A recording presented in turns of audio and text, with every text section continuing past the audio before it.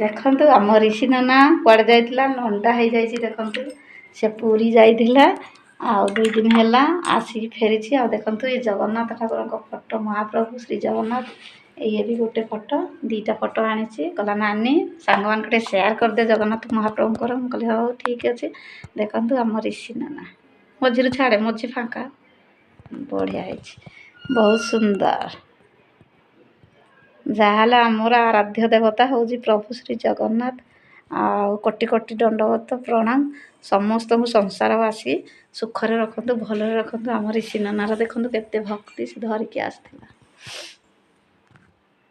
ଦେଖନ୍ତୁ ପାଣି ଆଣି ରଖିଦେଇଛି ବୋତଲରେ। ଆଉ ଚାଲନ୍ତୁ ମୋ ରିଷି ଆଉ ତା ମା କି 2 ଦିନ ହେଲା ଯାଇଥିଲେ ପୁରୀ। ତାଙ୍କର ଭୁବନେଶ୍ୱରରେ ଗୋଟେ ମିଟିଂ ଥିଲା। ସେ ଗ୍ରୁପ୍ର ପ୍ରେସିଡେଣ୍ଟ ଅଛନ୍ତି। ଆଉ ସେ ମିଟିଂ ସାରି ସେ ପୁରୀ ଯାଇଥିଲେ। ପୁରୀରେ ରହିଲେ ଗୋଟେ ଦିନ ତା ପରଦିନ ଯାଇ ଆସିଲେ। କାଲି ରାତି 10ଟାରେ ପହଞ୍ଚିଲେ। ଆଉ ରିଷି ନନା ଆମର ଯାଇଥିଲେ। ଆଉ ସେ ମାନେ ସେ କ'ଣ କରି ଜାଣିଛନ୍ତି କି ନାହିଁ ମାନେ ସମୁଦ୍ରରେ ଗାଧୋଉଥିଲା। ମୋତେ ଆଜି କହୁଥିଲା ସବୁ। ଆଉ ସେ ଶୋଇକି ନାହିଁ ଗାଧୋଉଥିଲା। ଆଉ ମାନେ ତାର ଯେଉଁ ସମୁଦ୍ରର ଢିପ ଜାଗାରେ ରଖିଦେଇଥିଲା ମାନେ କ'ଣ ଯେଉଁ ଟିକେ ଛାଡ଼ିକି ବାଲି ଜାଗାରେ ମାନେ ହାଫ୍ ସୁଜ୍ ପିନ୍ଧିକି ଯାଇଥିଲା ରଖିଦେଇଥିଲା। ଏମିତି ଲହଡ଼ି ଆସିଲା କହିଲା ନାନୀ ମୁଁ ଜାଣିନି ମୁଁ ଏମିତି ବସିଛି ଲହଡ଼ି ଆସି ମୋ ହାଫ୍ ସୁଜ୍ ଭସେଇ ନେଲା। ଆଉ ଖୋଜି ଖୋଜି ପାଇଲିନି। ମୁଁ କହିଲି ଠାକୁର ତୋତେ ତୁ କ'ଣ ଭୁଲ କରିଛୁ ସେଥିପାଇଁ ଠାକୁର ତୋ ଜୋତା ନେଇଗଲେ ସମୁଦ୍ର କୂଳରେ। ଆଉ ଏମିତି ତାର ହାଫ୍ ସୁଜ୍ ହଜିଗଲା। ଆଉ ମନ ଦୁଃଖ ହେଇନି। କହିଲା ହଜୁ ଠାକୁରଙ୍କ ପାଖକୁ ତ ଆସିଥିଲି। ଠାକୁରଙ୍କ ଡୋରି ନ ଲାଗିଲେ କେହି କେବେ ଯାଇପାରିବେନି। କିନ୍ତୁ ତାଙ୍କର ଏତିକି ଡୋରି ଲାଗିଥିଲା ସେ ଗଲେ ମା ପୁଅ ବୁଲିକି ଆସିଲେ। ଆମ ଭାଗ୍ୟରେ କେବେ ହେବ ତାହା ତ ମୁଁ ଜାଣିନି। ମୁଁ ଯାଇଛି ପୁରୀ କିନ୍ତୁ ଛୋଟବେଳେ ଯାଇଛି ବୁଦ୍ଧି ଜାଣିଲା ବେଳେ। ଆଉ ମାନେ ଏତେ ମନେ ପଡ଼ୁନି। ଆଉ ଯାଇନି ଭଗବାନଙ୍କ ଡୋରି ଲାଗିନି। ଆଉ କେବେ ଯିବା ଭଗବାନଙ୍କ ଡୋରି ଯେବେ ଲାଗିବ ନିଶ୍ଚିନ୍ତ ମୁଁ ପୁରୀ ଯିବି। ବହୁତ ଆଶା ଅଛି ଇଚ୍ଛା ଅଛି। ଆଉ ଭଗବାନଙ୍କର କେବେ ଡୋରି ଲାଗୁଛି ପ୍ରଭୁ ଶ୍ରୀ ଜଗନ୍ନାଥଙ୍କର। ଆଉ ଗୋଟେ ଜିନିଷ ଆପଣମାନଙ୍କୁ ଅଭୁଲା ସ୍ମୃତି କହୁଛି ମାନେ ବିଶ୍ୱାସ କରିବେନି ପ୍ରଭୁ ଜଗନ୍ନାଥ ଅଛନ୍ତି।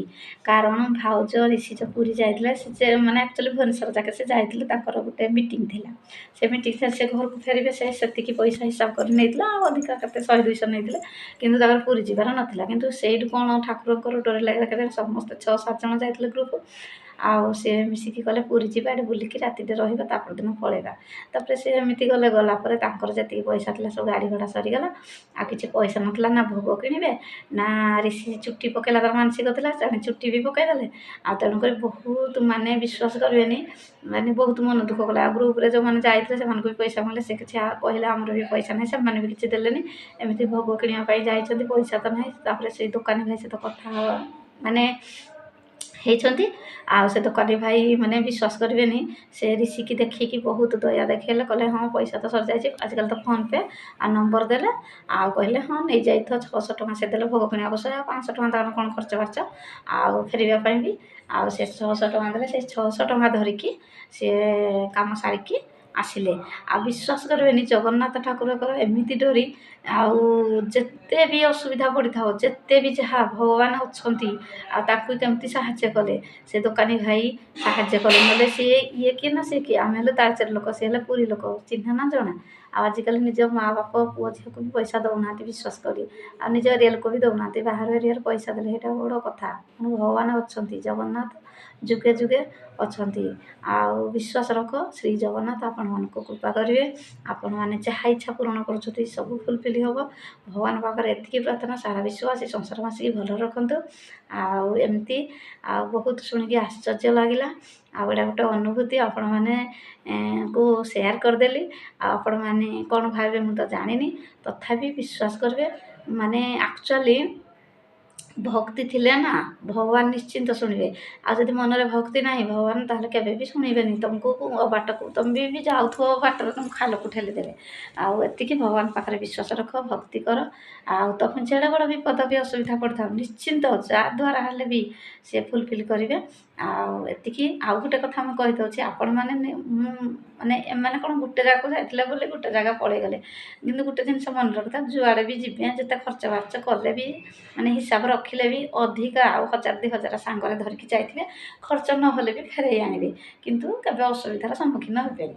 ଆଉ ମୁଁ ଗୋଟେ ଜିନିଷ ମୁଁ ଯୁଆଡ଼େ ଯାଏ ବିଶ୍ୱାସ କରେନି ମୋର ଯେତିକି ବି ମୁଁ ଖର୍ଚ୍ଚ ହିସାବ କରିଦେବି ତା ବାଦେ 1000-2000 ମୋ ସାଙ୍ଗରେ ଧରିକି ଯାଇଥିବି। ଆଜି ବାଟ ଘାଟ କେଉଁଠି କ'ଣ ସୁବିଧା ଅସୁବିଧା ହେଲା କାହାକୁ କ'ଣ ମାଗିବ କି ସାହାଯ୍ୟ କରିବ ନ କରିବ ହଇରାଣ ହେବ ନା। ଆଉ ମୋର ସେଇଟା ଗୋଟେ ସବୁବେଳେ ମୁଁ ରଖିଥାଏ ପଇସା ମୋ ଭ୍ୟାନିଟିରେ। ମୁଁ ଘରେ ଖାଲି କହେ ମୁଁ ଏତିକି ଟଙ୍କା ନେଇଛି ଗାଡ଼ି ଭଡ଼ା ଖାଇବା ଖର୍ଚ୍ଚ, କିନ୍ତୁ ମୋର ପର୍ସନାଲ୍ ମୁଁ ଅଧିକା ରଖିଥାଏ। କାରଣ ବାଟ ଦାଣ୍ଡ ଯାହା ହେଲେ ବି ପଇସା ଦରକାର। ଫୋନ୍ପେରେ ଥିଲେ ତ ଆଜିକାଲି ସବୁ ଫୋନ୍ପେ ହେଇଗଲାଣି, ଫୋନ୍ପେରେ ଥିଲେ ବି ହାତରେ ଧରିଯିବା ଦରକାର। କାରଣ ଫୋନ୍ପେ ବି ବେଳେବେଳେ କାମ ଦେବନି। ଆପଣ ପଇସା ଥିବ ହେଲେ ଫୋନ୍ପେରେ ନେଟ୍ ନଥିବ, ଫୋନ୍ରେ ନେଟ୍ ନଥିବ, ଆପଣ ବି ଦେଇପାରିବେନି ମୋବାଇଲରେ। ଆଉ ତେଣୁକରି ସବୁ ଜିନିଷର ଗୋଟେ ଗାଇଡ଼ କରିବେ। ଆଉ ଗାଇଡ଼ କରିକି ଯାହା ବି ସୁବିଧା ଅସୁବିଧା ହେଲା ସେଇଟା ସେ ଭଗବାନ ହିଁ ବୁଝିବେ। ଆଉ ବେଶୀ ଗପିବିନି, ଚାଲନ୍ତୁ ଖାଇବା। ଆଉ ଖାଇବାରେ କ'ଣ ଖାଉଛନ୍ତି ମୁଁ ଆପଣଙ୍କୁ ନିଶ୍ଚିନ୍ତ ସେୟାର କରିବି। ଆଉ ଚାଲନ୍ତୁ ଡେରି ନ କରି ଖାଇଦେବା, ତାପରେ ବାସନ ମାଜିବା, ଆଉ ତାପରେ ରେଷ୍ଟ ନେବା।